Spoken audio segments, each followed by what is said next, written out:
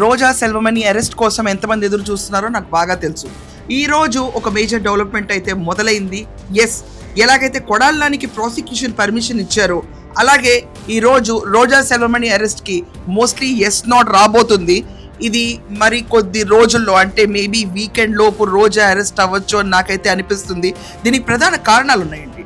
ఏంటంటే ఆడుదాం ఆంధ్ర అనేది ఒక కుంభకోణం, ఆ పెద్ద స్కామ్. దాని గురించి విజిలెన్స్ డిపార్ట్మెంట్ ఇవాళ రాష్ట్ర ప్రభుత్వానికి నివేదిక సమర్పిస్తుంది. మొదటిసారి నివేదిక సమర్పించారు.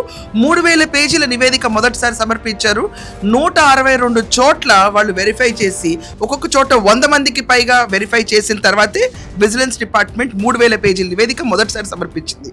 తర్వాత ఇంకా కూలంకషంగా ఈరోజు ఆడదాం ఆంధ్ర కుంభకోణంలో విజిలెన్స్ డిపార్ట్మెంట్ తన రెండో నివేదిక సమర్పించింది. This will be the last నివేదిక అంటున్నారు. ఇక రోజా సెల్వమణి అరెస్ట్ కి ఎవరూ ఆపలేరు. ఆల్రెడీ నివేదిక చంద్రబాబు నాయుడు గారి టేబుల్ కి రీచ్ అయింది.